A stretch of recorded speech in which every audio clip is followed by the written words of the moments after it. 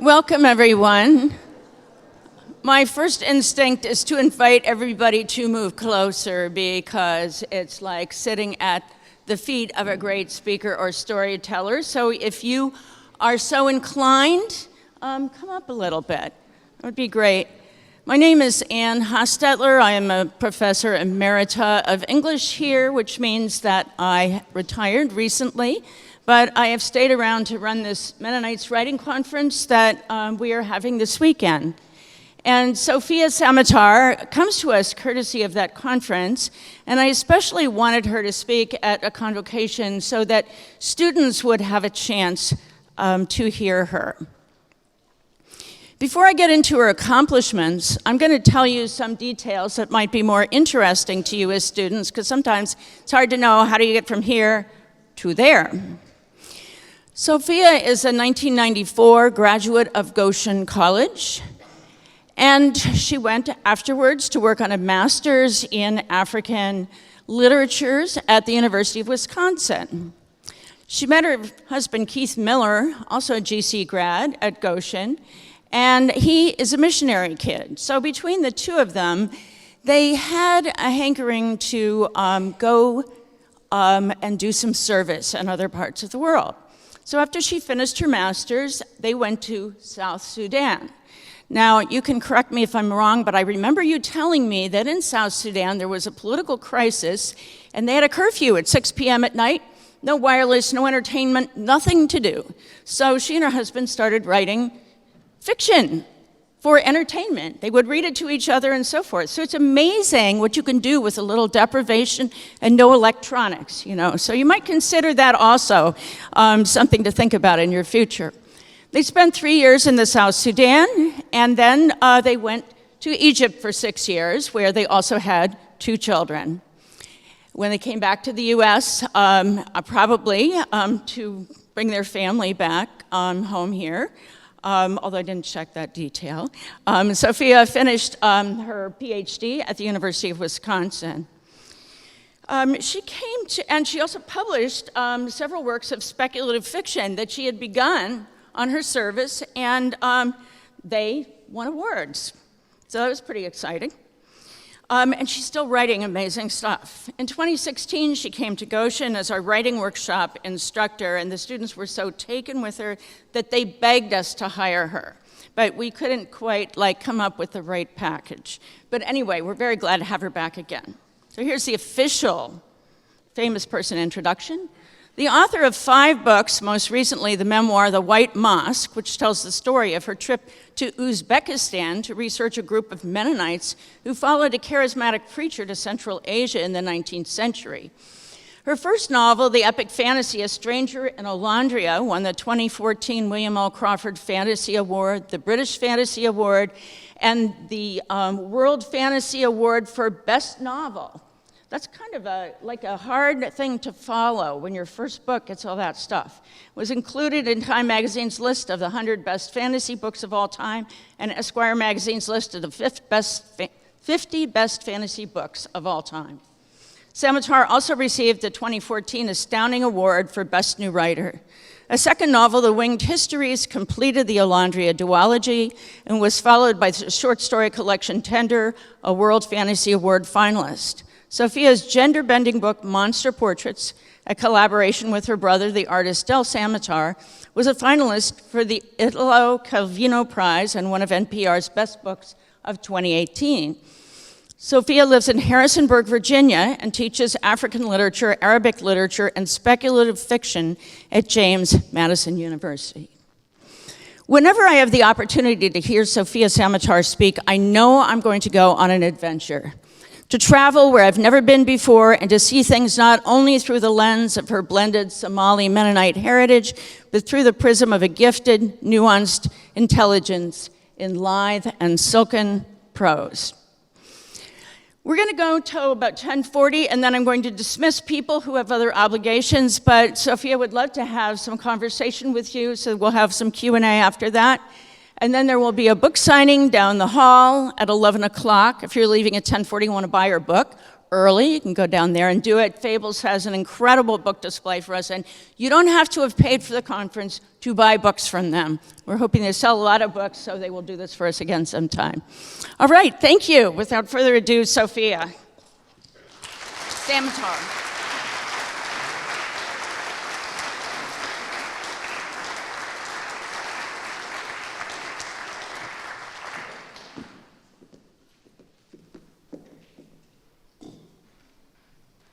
All right, good morning, everyone. How are you hearing me? Can you hear me okay? Okay, great. It is wonderful to be here. This is really tremendous for me to come back to wonderful Goshen College, my alma mater, and share with you this morning. So thank you very much to the organizers of the Mennonites Writing Conference for making this happen. And thank you to Fearless, Seth, and Sage in the technical area who helped me to get everything set up here. And of course, thank you to all of you for being here this morning. So I am going to talk about this book.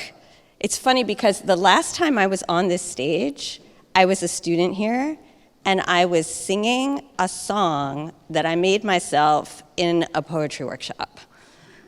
Lucky for you, that is not on the program today.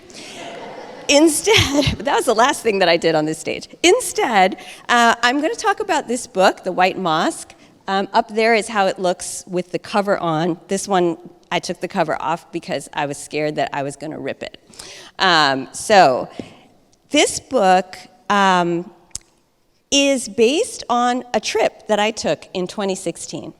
In 2016, I went on a Mennonite heritage tour of Uzbekistan. One more time, a Mennonite heritage tour of Uzbekistan. And I went because I had become fascinated by this history, by this story of a group of Mennonites who left southern Russia, what's now Ukraine, and they traveled to Central Asia, to what's now Uzbekistan, in the 1880s. And this was a story that, when I came across it, I just found very bizarre and amazing. I'd never heard it before. It was very surprising to me. And there are some personal reasons that I got really interested in that story, which will be revealed a little bit later as I'm talking. But I want to start by just setting the scene. So the book is about a trip to Uzbekistan, and the opening scene is where I have landed. I'm in Tashkent, and I'm about to start this journey. And you will see, along with this, some very amateur photos. This is how the book opens. Begin with the glow, the faint beam of a half-forgotten history. In this darkened hotel room, a trace of ochre outlines the curtains. Push them aside, and a fawn-colored radiance blooms against my arms, revealing the city below, the dust and juniper trees, the loops of traffic. The light seems to flow from the streets as much as the sky, a tint in the air, less a brightness than a universal softening of the atmosphere. It appears to have no single source. It arrives everywhere at once, from all the ends of the earth, from the future and the past. Rumpled sheets, silky patterned walls, a decorative chair in the corner, rigid and remote like a lady in waiting. I've traveled before as a tourist, a student, a volunteer English teacher, but never for research, never as a pilgrim. Outside, a bus called Golden Dragon, tree trunks painted white, the heat of June, and the vastness of Tashkent, its miles of tended parks, the giant mosques that seem akin to the lonely Soviet structures, buildings marooned in the sky, much taller than the trees. The larger everything is, the smaller I feel, the more I sense the glow. My insignificance brings me close to stray, discarded things, to the story that brought me here, to this blade of grass I pluck by the statue of Amir Timur, the conqueror, guarded by angels, born with his fists full of blood. So that's how it opens. I'm in Uzbekistan. We don't know why. I'm going to read you another section that explains why I wound up going on this journey. And very important to this next part are, first of all, a photograph. This is a photograph that I saw that sparked my interest in this history. This is a picture of the center of the Mennonite village at the time it was the Khanate of Khiva. It's now Uzbekistan in Central Asia. And this photograph was taken in 1932 by a Swiss traveler who went to the area. And it really just captured my imagination. So I'm going to read the next section. And in this next part, two themes of the book that are very important emerge. And one of them is synthesis, and the other is accident. So listen for synthesis and accident. Synthesis, bringing things together, drawing things together, blending, making things fit, and then accident, just the randomness of things that happen completely unplanned. Both of those are important in this section, which is called Beautiful Error. What brought me here? In a way, I've arrived by accident. I'm haunted by a little piece of history, the story of a small, hardy, stubborn group of people who traveled here more than 100 years ago. I am haunted by a photograph of their church, blanched with whitewash, standing among the poplars of an arid village square. When I first saw it, I imagined its thick walls were made of crystal, that its surface would taste of salt, and that it could contain more than was physically possible, like a word. Because I saw this church in a photograph, I felt I could hold it in my hand. Because the photograph was a century old, I felt I was holding my century, the one in which I was born, the 20th century. Because the church was located in Central Asia, in what's now Uzbekistan, a place I had never been and of which I knew practically nothing, I felt it was very foreign. Because the church was a Mennonite church, belonging to my own denomination, the faith tradition of my mother's family, I felt it was very close. To be very close to the very foreign is one definition of haunting. As the most prominent landmark of the village where it stood, the church in the photograph gave the place its name, Akhmechet, the White Mosque.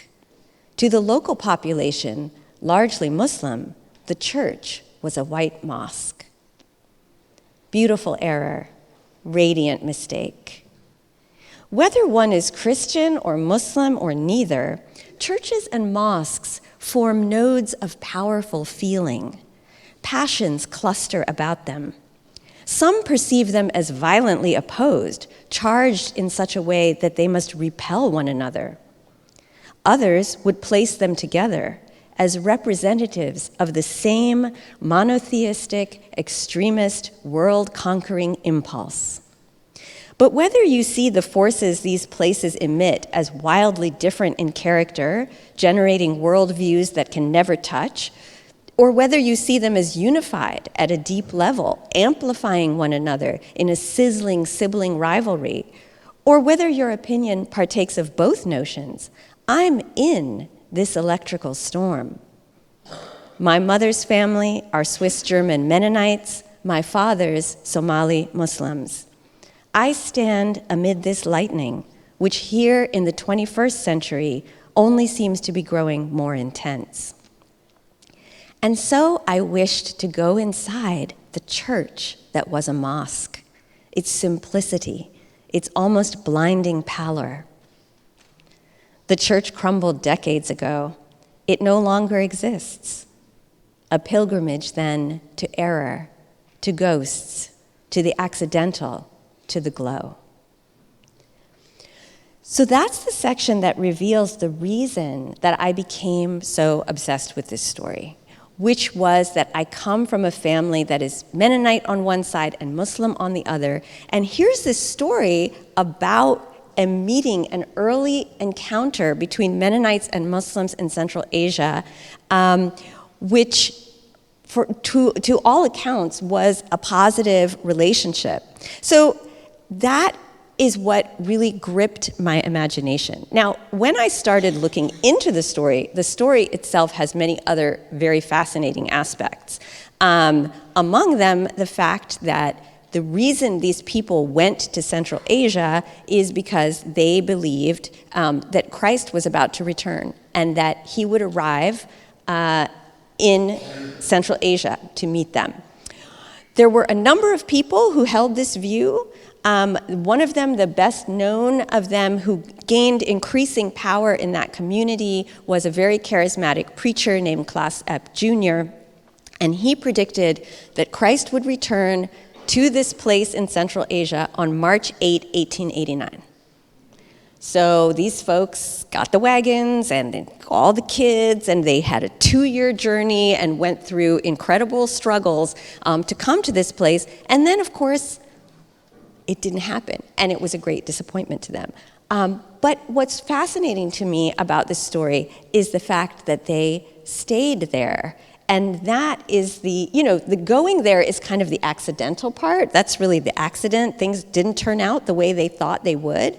But it's the synthesis part that really interests me. I wanted to know, how did they make it work? How did they synthesize their experience with the place where they were?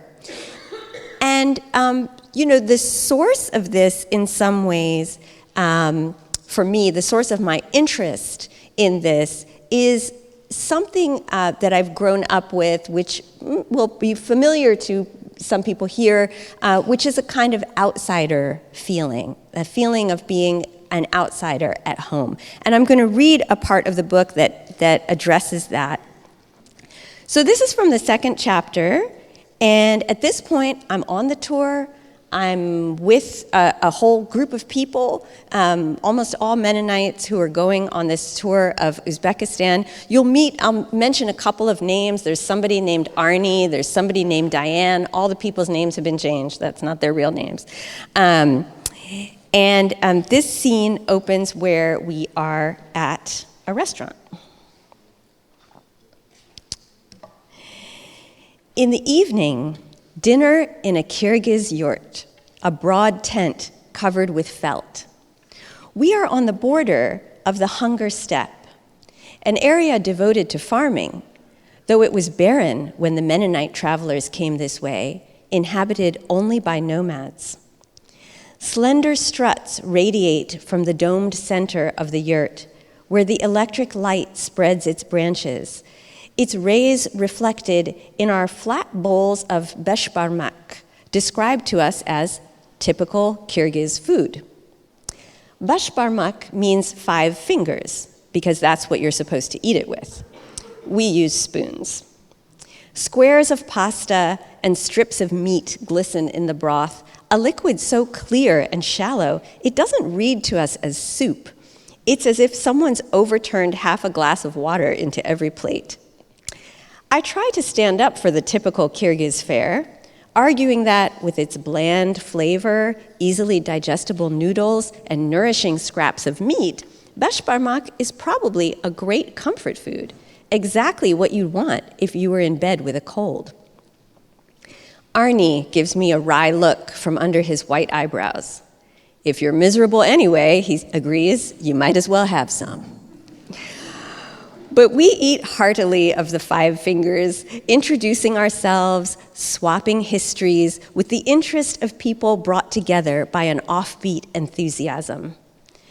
Our decision to join this peculiar tour creates an instant trust. And there is, as well, in this brightly colored cocoon on the edge of the steppe, the inevitable unfolding of a deeply familiar practice, a form of inquiry known as the Mennonite game. In this game, two strangers trade the names of their hometowns, parents, in-laws, churches, and schools until they find a connection between them. They'll settle for having taught or worked with each other's relatives, but the highest goal is to find out they're related. Of course, many cultures play some form of this game. The intricacies of the Somali game, played by people who have memorized their paternal lineage going back 10 generations or more, make the Mennonite game look simple. Though the Mennonite version is full of unexpected twists, as it's played by a smaller group with a higher degree of inbreeding. Sorry, y'all, it's true. Diane, who will be my roommate on the trip, smiles as the table goes through several rounds of the native sport. Her mother was Greek Catholic, but her father's family has been Mennonite since the 17th century. She is the fourth cousin, 3 times removed, of Klaus Epp Jr. Exchanges of names like playing cards, the significance of the name Epp turned over suddenly, heavy as a spade. And then there's my Samatar, glitteringly revealed at one end of the table, an ornate and fanciful queen from a different deck. I'm used to the effect of this name in churches and Mennonite gatherings, where, in combination with my Somali features, it suggests I'm a new or potential convert to the faith, or perhaps a visitor from one of our church offices abroad. I'm greeted with hesitant smiles until I play my hidden cards, my husband's Miller, or better, that magic phrase, my mother was a Glick. The Germanic click of the name, so neat and homely on the tongue, opens the latch. All hesitation dissolves in warmth, surprise, and love. They look at me in a completely different way. I'm in, I win. It takes Arnie 10 seconds to figure out he knows my uncle. Mennonite names, the ones I know so well, they speak to me instantly, but they don't know me. I have to work my way into their fabric every time. That sonorous material, densely wadded like a quilt, in which I wrap myself, achy yet comfortable, like a sick child. So that's a scene that kind of taps into this, what I'm calling this outsider feeling that sparks the search for synthesis. Because synthesis is about making things fit, right? It's about making the pieces fit together. And so if you feel like you don't fit, then there's that can be an impulse that grows out of not fitting, is this desire to kind of make things fit together. And that is that's what sparks the journey of the White Mosque. And it's something that, I have experienced my whole life, which has been a very Mennonite life. I went to a Mennonite high school, I went to a Mennonite college, I worked with Mennonite Central Committee for 9 years, and so I have had this experience over and over of explaining to people, like, no, I'm you, I'm not somebody else, I'm you, we're the same. When I worked in, I spent a long time in Egypt, 6 years with MCC in Egypt, and we would often have, people who came from Mennonite churches or other groups in North America, coming from the US or Canada, to speak to us, or we'd have MCC retreats, and every time, or very often, I had the common experience of these people who had arrived, seeing me and being like, now, who's that? Because everybody else, we're all MCC volunteers, but everybody else is white, and we're in Egypt. And so the assumption was like, maybe this is a an Egyptian staff person, or like, do you work in the office, or like, wow, your English is really good. And I'm like, right? Because my English is amazing. And, so this is a really common experience of always having to explain and trying to fit and trying to work my way in. And so learning about this story just captivated my attention, and trying to think, how did these people fit? How did they make themselves fit? And in thinking about synthesis and accident, so synthesis is deliberate. Synthesis is something you're trying to do. Accident is what's outside of your control. Accident is the wild card. It's what's random. And there are many different ways to look at the story of these Mennonites that went to Central Asia.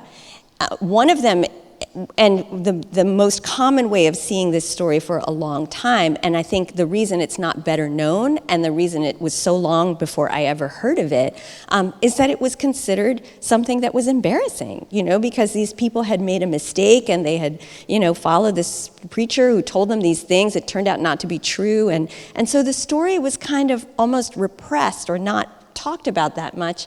But I see that story in a completely different way.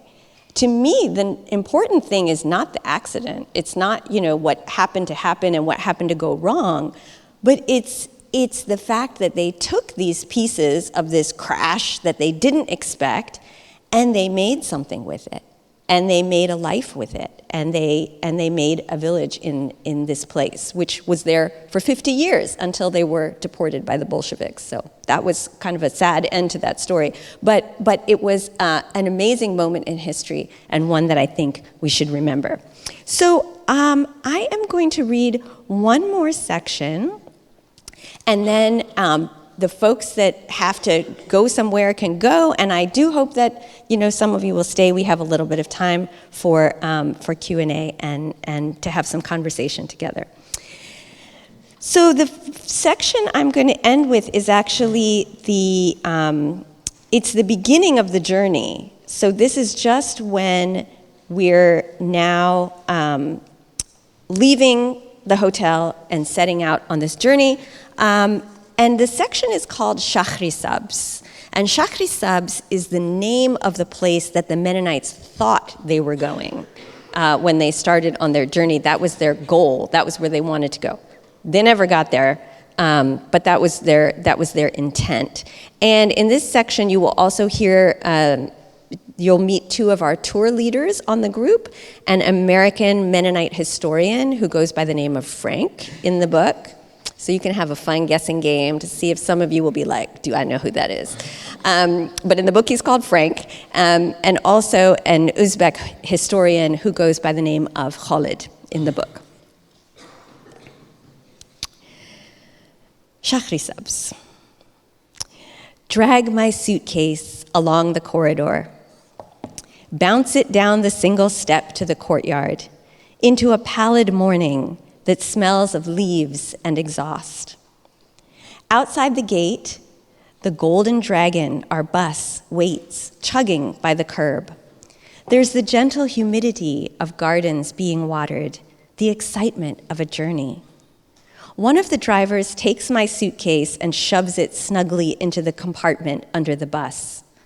We're leaving today, southeast toward Samarkand, the first leg of a journey that will take us ever farther east till we reach Khiva, where the Mennonite travelers settled.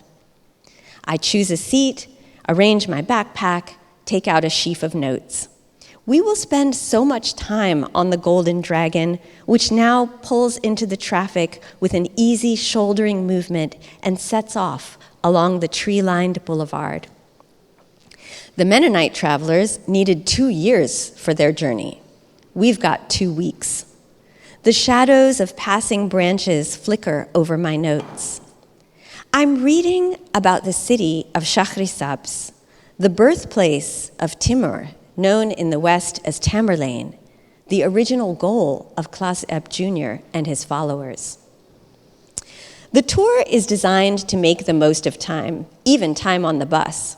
There's a microphone up front, Our guides will talk to us as we ride, either Khalid or the American historian, Frank, who now clears his throat to lead us in the daily devotion. Each morning of our trek will begin with scripture. Frank can't stand up straight on the bus. He's too tall, he bends, he braces himself on the back of a seat. The day begins with the crackling mic, his energetic figure swaying along with the bus, his kind eyes behind his glasses. He has the tweedy charm of professors I remember from college. The close-cropped beard, not at all the broad whiskers of a Mennonite patriarch in a stock photo, but a beard that gestures modestly toward the past, as if to say, "Far be it from me to adopt the grand proportions of the beards of my fathers, and yet, forgive me, I can't leave this face quite naked." It's the kind of beard my husband has, the kind preferred by most of the Mennonite men I know. Frank speaks to us of migration, of loss, of Babylon, of exile. He links our trip to the great trek that preceded ours, and then to even earlier biblical journeys, Paul and Silas, the Christ child in Egypt. Abraham, he says, was a wandering Aramaean. I hear the words wrong, a wandering error man. The trees grow thinner as we leave Tashkent. Trucks roar past us, piled with bales of hay. I read of Shahrisabz, which the Mennonite travelers called Shahrisabz, where they intended to go when they started out from Russia. This was the site selected by Klaus Epp Jr. in his prophecies, the place of refuge where Christ would soon return. Valley of the Carrots, they thought it meant, but this is a mistranslation. Shahrisabz means green town. They meant to go there, to this mistranslated valley, but they were thrown off course toward Hiva, error upon error, mistakes of language, direction, purpose, plan, a formidable misreading of the world. Shahrisabz, that missed destination, will not be part of my journey. It remains imagined, casting its green aura through my notes, a city that lies approximately 80 kilometers south of Samarkand. Some translators call it the Emerald City. Nearly 3,000 years old, it was once known as Kesh, which means heart-pleasing. It has sometimes been identified with the lost city of Nautica, the site of a famous Persian horse race where Alexander the Great replaced his exhausted horses. I dream of the language of ancient Shahrisabz, that clement place. I read that slavery was never legal there, even at the height of the Silk Road trade. The mountains around the city glimmered with porcelain snow, reported the traveling monk Xuanzang, and the gates were reinforced with iron and hung with bells. The climate was warm and damp. Epidemics prevailed. During the spring rains, priests retired for their rain rest to avoid disease. The appearance of the people was simple and rustic. Their language had 25 letters. By combining these, they could describe everything around them. Imagine it's possible to speak of wholeness. Dream of a language that does not shatter. Khalid, seated across the aisle from me, points out an orchard like a row of verdant flames. We are traveling through the region that produced the first apple.